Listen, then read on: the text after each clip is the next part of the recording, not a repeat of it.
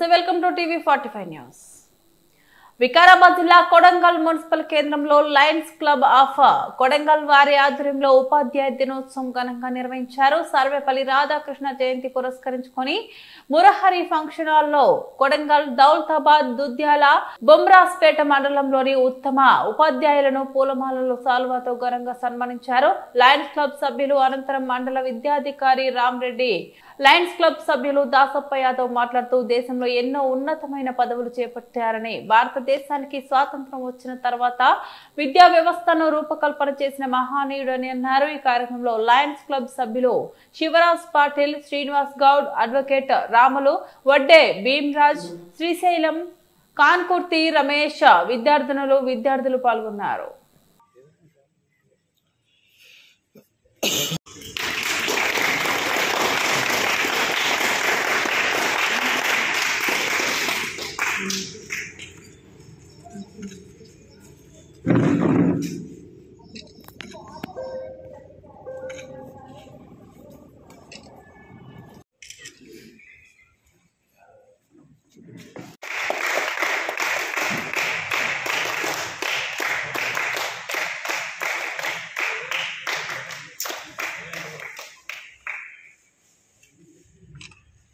Photo తీసుకున్నాం మళ్ళీ తర్వాత.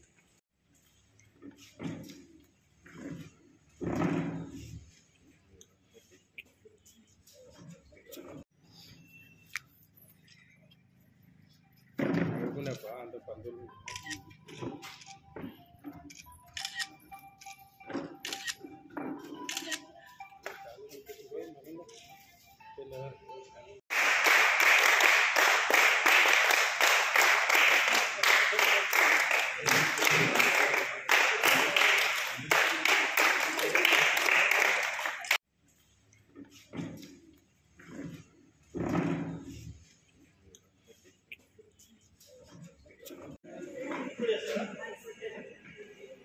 అది మరి పాత్రికేయ మిత్రుల ప్రత్యేక కోరిక మేరకు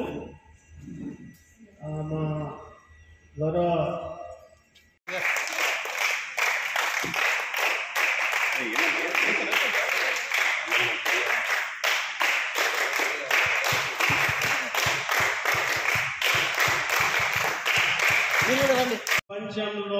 ప్రపంచానికి విలువలు తెలియపెట్టేటువంటి బుక్స్ రాసి ఫిలాసఫీ, ఇండియన్ ఫిలాసఫీని ప్రపంచానికి చేసినటువంటి మహనీయుడు సర్వేపల్లి రాధాకృష్ణ.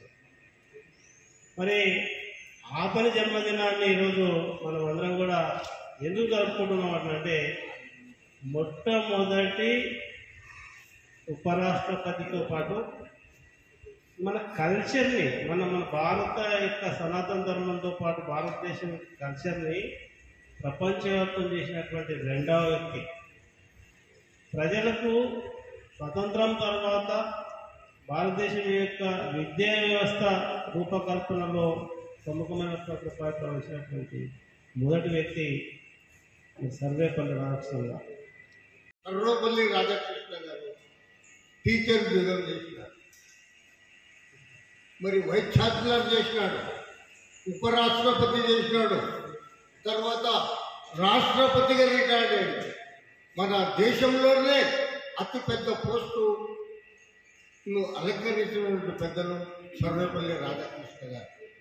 వారు ఏం చేసినారు, తన యొక్క బర్త్డేని టీచర్స్ డేగా సెలబ్రేట్ చేయమని మనందరికీ ఆ తెలియజేసినందుకు మనం ప్రతి సంవత్సరం కూడా టీచర్స్ డే చేస్తూనే ఉన్నాం. కానీ అన్ని ఉద్యోగముల కంటే శ్రేష్టమైంది ఉపాధ్యాయ ఉద్యోగం. టీచర్ అంటే చాలా గొప్ప ఉద్యోగం, దానికి మించింది లేదు. మేము ఎన్ని నౌకర్లు చేసినా కూడా దండగానే, కానీ